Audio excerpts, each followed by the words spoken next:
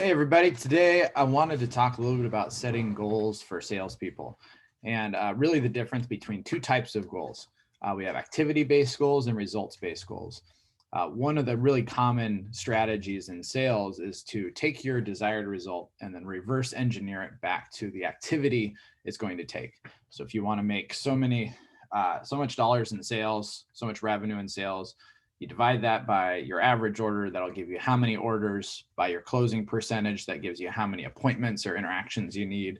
And then you divide that by your show rate or whatever type of sales you're in, how many prospects it takes to get to. And eventually you get back to how many calls is this going to take me, or how many interactions am I going to need with potential customers to hit my desired result. And a lot of people like to focus on the activity. And there's definitely some pros about focusing on the activity. First is you generally know how much activity and general time you're committing to. So you say, I know it's going to take me this long to make this many calls or to do this many appointments. You don't need to get hung up on the result of each activity. Just have the confidence that if you do the work, you can expect the results to follow, as long as you base the amount of activity on some conservative statistics and didn't think you're going to double your closing percentage or something like that.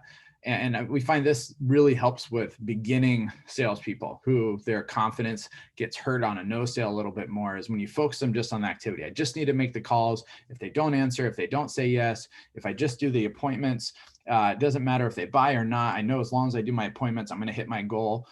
That way they don't get hung up on an individual result. And so we find that helps out, especially a lot with newer people. Now, some of the cons of activity-based goals are you might put in all the work and still not hit your outcome, because in the end, the results are what pays the bills. The results are what get the commission. The results are what you're judged on. So if you put all this activity and you still don't hit your result, you're not hitting your real end goal there.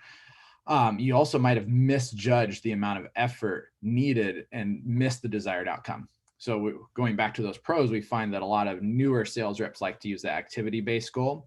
Well, when you're newer, you also might not have as much of a feel for how much activity it takes to get your desired results. So oftentimes there's a disconnect there, and they're not putting in the type of effort that is going to get them the result they want.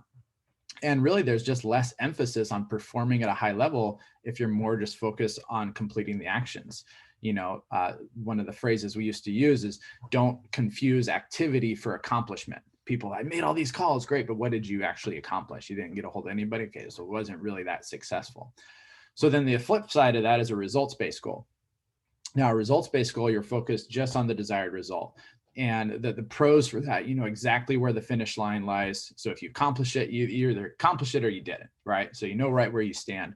You're generally going to be more focused on doing everything as skillfully as possible to accomplish your goal with as little effort as possible. So if you're an activity-based goal, sometimes you just kind of go through the motions with the calls. But if you know as soon as I hit that result, I'm done calling, then I'm going to make my calls as skillfully as possible. Or I'm going to do my appointments as skillfully. I'm really going to try hard in each one to get that result as quickly as possible and then be able to be done when I hit my goal.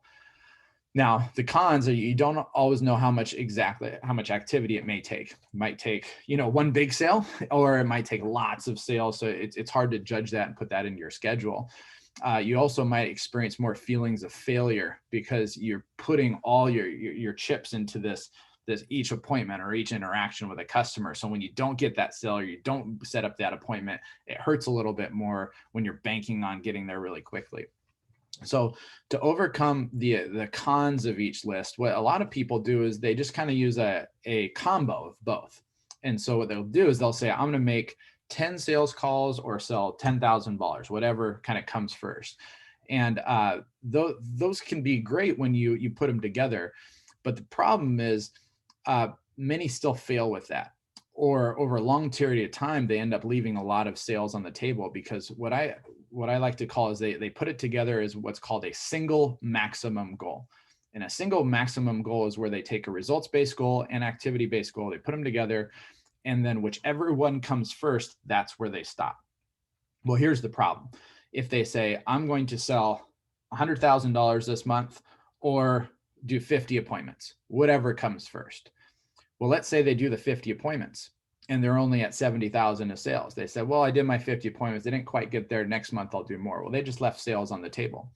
On the other hand, they might have crushed it, and they might have only done 30 appointments and got to 100,000 in sales, but they still had all this extra time. They were planning on doing 50 appointments. So how much business did they leave on the table if they had gotten to 50 appointments? So instead of a single maximum goal, what I like to do is call it a double minimum goal. And we have a double minimum goal. And that's where you take an activity-based goal, you take a results-based goal, you put them together, but instead of hitting whichever one comes first, you hit them both. So you say, I'm going to do at least 50 appointments and sell at least 100,000 this month. So that means if I get to 40 appointments, I'm already 100,000. I'm still going to do those other 10 appointments because I had that booked in my schedule, and I'm going to make sure. And so that's how I get really far on my sales. I'm going to exceed my goals. I'm going to feel really good about that. And I know I'm really getting the most out of my results. Now, at the same hand, let's say if I do 50 appointments and I'm only at 80,000, well, that wasn't my goal, 80,000, it was 100,000. And so I'm going to keep putting in the extra effort until I get to that 100,000. That's also going to force me to get better. If I realize that I'm not accomplishing what I want to with my desired effort, then I need to improve my effort. I need to be more skillful so I can hit that result off the schedule and the effort that I put in. And so that's what I would challenge you to do, is take those goals, and instead of being a results-based goal or an activity-based goal or putting them together and have a single max goal, whichever one comes first, put those two together and try having double minimum goals.